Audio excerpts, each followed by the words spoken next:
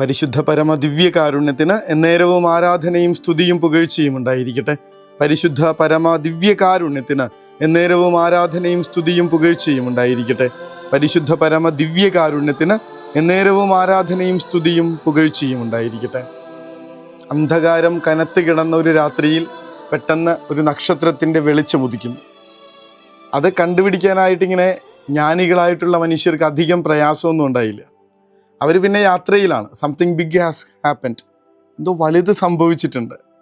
ശരിക്കും അതാണ് പ്രത്യക്ഷീകരണം. ഇന്ന് പ്രത്യക്ഷീകരണ തിരുനാൾ ആഘോഷിക്കുമ്പോൾ നമ്മൾ ഈ ദിവസങ്ങളിൽ ആഘോഷിച്ചു പോകുന്ന കാര്യം ഒന്നുകൂടെ ഉറക്കെ പ്രഖ്യാപിക്കുകയാണ്. Something big has happened. വലുതായിട്ടുള്ളത് എന്തോ സംഭവിച്ചിട്ടുണ്ട്. ദൈവം മനുഷ്യനായി ഈ ഭൂമിയിലേക്ക് നമ്മുടെ മാംസം ധരിച്ച് സ്വർഗം വിട്ട് ഇറങ്ങി വരുന്നു എന്നുള്ളതിനേക്കാൾ വലുത് എന്താണ് സംഭവിക്കാനുള്ളത്?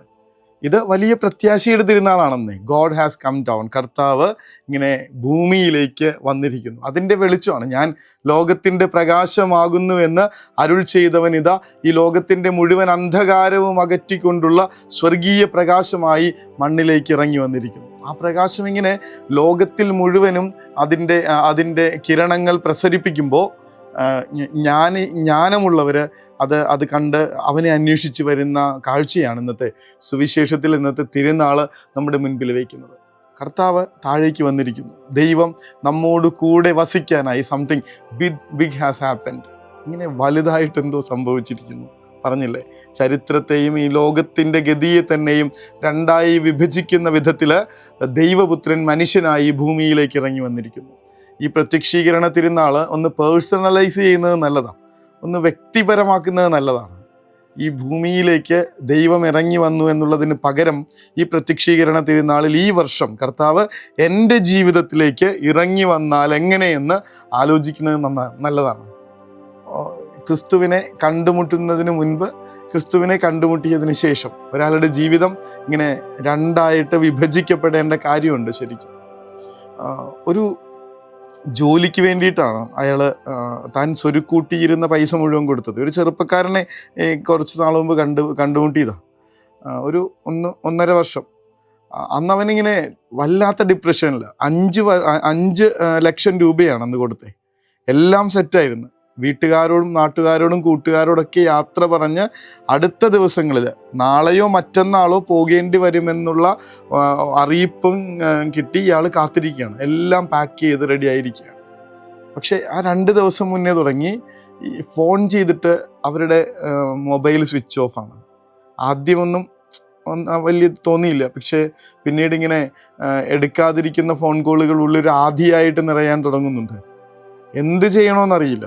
2 ദിവസം കഴിഞ്ഞപ്പോഴേ പിന്നെ പതിയെ കളിയാക്കലുകളായി, കുറ്റപ്പെടുത്തലുകളായി. മുന്നിലിങ്ങനെ ഇരുട്ട് നിറഞ്ഞ ഭാവി തുറിച്ചു നോക്കിക്കൊണ്ടിരിക്കുമ്പോൾ ഇയാൾക്ക് ഒന്നും ചെയ്യാനായിട്ടില്ല. പറഞ്ഞില്ലേ, മരണത്തിലേക്ക് പോകാനായിട്ട് തോന്നിയിട്ടില്ല എന്ന് അവൻ പറയുന്നുണ്ട്. പക്ഷെ ഒന്നും ചെയ്യാൻ തോന്നുന്നില്ല. മരവിച്ചു പോയൊരു സമയത്ത് മുന്നിലിരിക്കുന്നത് ബൈബിളാണ്.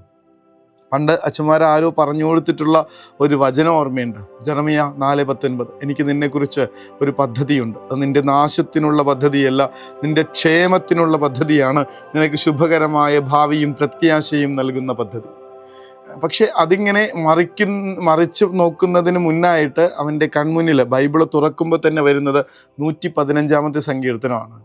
കർത്താവിന് നിങ്ങളെക്കുറിച്ച് വിചാരമുണ്ട്. അതാണ് കണ്ണിലുടക്കിയ വചനം. കർത്താവിന് നിങ്ങളെക്കുറിച്ച് വിചാരമുണ്ട്. പിന്നെ ആ വചനം ഇങ്ങനെ ജെറമിയായുടെ പ്രവചനവുമായിട്ട് വായിക്കുമ്പോൾ എനിക്ക് നിന്നെക്കുറിച്ചൊരു പദ്ധതിയുണ്ട്, കർത്താവിന് നിന്നെക്കുറിച്ച് വിചാരമുണ്ട്. കർത്താവ് ഇങ്ങനെ വെളിച്ചമായവൻ്റെ വെളിച്ചം പ്രത്യാശ കെട്ടുപോയ ജീവിതത്തിലേക്ക് ഇറങ്ങി വരുന്ന കർത്താവ് പ്രത്യക്ഷനാകുന്ന, അവൻ്റെ ജീവിതത്തിൽ ഇങ്ങനെ വന്നിറങ്ങി വരുന്ന പ്രതീക്ഷയുടെ വെളിച്ചമായി വന്നിറങ്ങുന്നൊരു രാത്രിയായിരുന്നു അത്. പറയുന്നുണ്ട്, ആ രാത്രി ഈ വചനം എൻ്റെ ഉള്ളിലേക്ക് വന്നില്ലെങ്കിൽ ഇന്ന് ഈ ഭൂമിയിൽ ഞാൻ ജീവിച്ചിരിക്കില്ലായിരുന്നു. കർത്താവ് ഇങ്ങനെ ജീവിതത്തിലേക്ക് വന്നിറങ്ങുന്നു. ഇന്നവനൊരു വലിയ കമ്പനിയുടെ മാനേജറായിട്ട് വളരെ ഭംഗിയായിട്ട് ജോലി ചെയ്ത് സന്തോഷത്തോടെ ജീവിക്കുന്നത് കാണുന്നുണ്ട്. കർത്താവ് നമ്മുടെ ഇരുട്ട് നിറഞ്ഞ ജീവിതത്തിൻ്റെ താഴ്വരയിലേക്ക് ഇറങ്ങി വരുന്ന തിരുനാളാണ് പ്രത്യക്ഷീകരണം. അവിടെ നിന്ന് സ്വയം വെളിപ്പെടുത്തുന്നുണ്ട്. നിങ്ങൾ പേടിക്കാതെ, നിങ്ങൾ കടന്നു പോകുന്നത് എന്ത് പ്രയാസങ്ങളാണെങ്കിലും, എന്ത് പ്രശ്നങ്ങളാണെങ്കിലും, എന്ത് പ്രതിബന്ധങ്ങളാണെങ്കിലും നിങ്ങൾ പേടിക്കാതെ. നമ്മൾ ആഗമനകാലത്തിൻ്റെ ആദ്യ ദിവസങ്ങളിലൊക്കെ തന്നെ ധ്യാനിച്ച യെശയ്യാ പ്രവാചകൻ്റെ പുസ്തകത്തിലെ ആ വചനമുണ്ടല്ലോ, ഭയപ്പെട്ടിരിക്കുന്നവരോട് പറയുവിൻ, ഭയപ്പെടേണ്ട, നിങ്ങളുടെ ദൈവം പ്രതിഫലവുമായി വന്ന്, സ്വർഗത്തിൻ്റെ പ്രതിഫലവുമായി വന്ന് നിങ്ങളെ രക്ഷിക്കും. ഭയപ്പെട്ടവരിക്കുന്നവരോട് പറയുവിൻ, ഭയപ്പെടേണ്ട, ധൈര്യം അവലംബിക്കുവിൻ, നിങ്ങളുടെ ദൈവം സ്വർഗത്തിൻ്റെ പ്രതിഫലവുമായി വന്ന് നിങ്ങളെ രക്ഷിക്കും. ഈ ഒരു ഉറപ്പുണ്ടല്ലോ, ഇങ്ങനെ കർത്താവ് വന്നിറങ്ങുന്ന അനുഭവം ഉണ്ടല്ലോ, അതിനെയാണ് പ്രത്യക്ഷീകരണ തിരുനാളെന്ന് പറയണേ.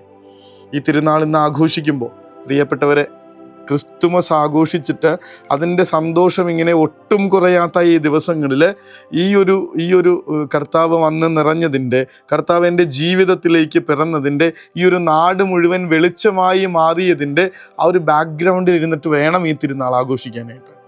കർത്താവ് ഇങ്ങനെ വെളിച്ചമായി, ഈ നമ്മുടെ നാട് മുഴുവൻ ഇപ്പോൾ വെട്ടമാണല്ലോ.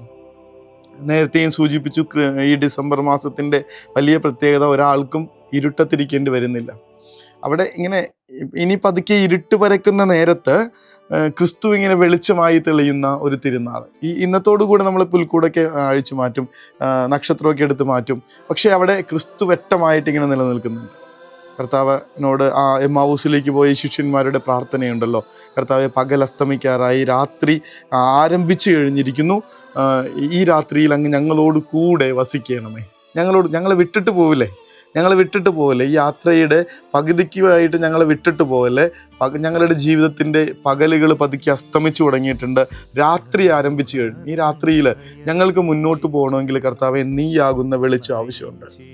തമ്പുരാനോട് ആ പ്രാർത്ഥനയോടുകൂടെ ഈ വിശുദ്ധമായ തിരുനാൾ നമ്മൾ ആഘോഷിക്കുകയാണ്. കർത്താവെ ഞങ്ങളിലേക്ക് വന്ന് നിറയണമേ എന്ന്. കർത്താവ് നമ്മുടെ ജീവിതത്തിൻ്റെ പ്രയാസങ്ങളിലേക്ക്, പ്രതിബന്ധങ്ങളിലേക്ക്, ആകുലതകളിലേക്ക്, ഉത്കണ്ഠകളിലേക്ക്, നമുക്കായിട്ട് കർത്താവ് തന്ന ഈ പുതിയ വർഷത്തിൻ്റെ മുന്നോട്ടുള്ള ജീവിതത്തിൽ ഇനി എങ്ങനെയെന്ന് ആലോചിച്ചിരിക്കുന്ന നമ്മളുടെ ഇങ്ങനെ നിറം കെട്ടുപോയ, പ്രതീക്ഷകൾ കെട്ടുപോയ ഇനി മുന്നോട്ടുള്ള വഴികളിലേക്കൊക്കെ കർത്താവ് വെളിച്ചമായി വരട്ടെ എന്ന പ്രാർത്ഥനയോടുകൂടെ അവിടുത്തെ ആശീർവാദത്തിനായി ദിവ്യകാരുണ്യമേ, അനന്ത സ്നേഹമേ,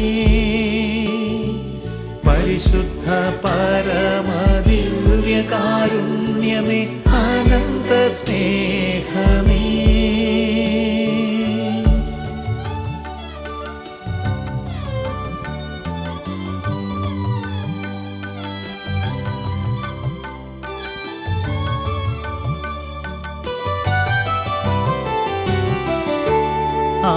പരിശുദ്ധ പരമ ദിവ്യകാരുണ്യത്തിന് എന്നേരവും ആരാധനയും സ്തുതിയും പുകഴ്ചയും ഉണ്ടായിരിക്കട്ടെ.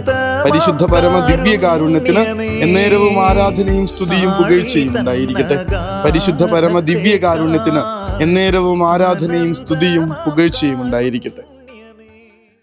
എല്ലാം അവസാനിച്ചെന്നും ഇനിയൊരു പ്രതീക്ഷയും ഇല്ലെന്നുമൊക്കെ തീരുമാനിക്കാൻ വരട്ടെ. ക്രിസ്തു ജനിച്ചിട്ടുണ്ട്. ദൈവം സ്വർഗം വിട്ട് ഭൂമിയിലേക്ക് ഇറങ്ങി വന്നിട്ടുണ്ട്. നമ്മളെക്കുറിച്ച് കരുതലുള്ളത് കൊണ്ടാണല്ലോ, നമ്മളെ കൈവിട്ട് കളയാനായിട്ട് താല്പര്യം ഇല്ലാത്തത് കൊണ്ടാണല്ലോ അവിടെ നിന്ന് ഇങ്ങനെ ഇറങ്ങി വന്നിരിക്കുന്നത്. അതുകൊണ്ട് എന്ത് പ്രശ്നങ്ങളാണെങ്കിലും സംതിങ് ബിഗ് ഹാസ് ഹാപ്പൻ. നമ്മളുടെ പ്രശ്നങ്ങളെക്കാൾ വലുതായിട്ടുള്ളത് എന്തോ സംഭവിച്ചിട്ടുണ്ട്. അത് മറ്റൊന്നുമല്ല, കർത്താവ് ഇറങ്ങി വന്നിട്ടുണ്ട്. എൻ്റെ ദൈവം പിറന്നിട്ടുണ്ട്. ഇതാ നിങ്ങൾക്കായി സകല ജനത്തിനും വേണ്ടിയിട്ടുള്ള സന്തോഷത്തിൻ്റെ സദ്വാർത്ത ഞാൻ നിങ്ങളെ അറിയിക്കുന്നു. ഈ ലോകത്തിന് മുഴുവനും വേണ്ടിയിട്ടുള്ള സന്തോഷത്തിൻ്റെ സദ്വാർത്തയാണ് ഈശോ ജനിച്ചതെന്നുള്ളത്. കൂരിരുട്ടിൽ കഴിഞ്ഞിരുന്ന ജനത വലിയൊരു പ്രകാശം കണ്ടു. പ്രകാശമുണ്ടെന്നേ, നമുക്ക് വേണ്ടി ഒരു വെട്ടം ബാക്കിയുണ്ട്. ദൈവം ജനിച്ചിട്ടുണ്ട്. ഈശോ നമുക്ക് വേണ്ടി പിറന്നു വീണിട്ടുണ്ട്. സങ്കടപ്പെടേണ്ട, പ്രയാസപ്പെട്ടിരിക്കേണ്ട, ഭാരപ്പെട്ട് ജീവിക്കേണ്ട. പ്രത്യക്ഷീകരണ തിരുനാളിൻ്റെ എല്ലാവിധ ആശംസകളും. കരുണതൻ കയർ പിടിച്ച് നയിച്ചിടും സ്നേഹമേ, ദിവ്യകാരുണ്യ സ്നേഹമേ, പരിശുദ്ധ സ്നേഹമേ, പരിശുദ്ധ പരമ ദിവ്യകാരുണ്യമേ, അനന്ത സ്നേഹമേ, പരിശുദ്ധ പരമ ദിവ്യകാരുണ്യമേ, അനന്ത സ്നേഹമേ.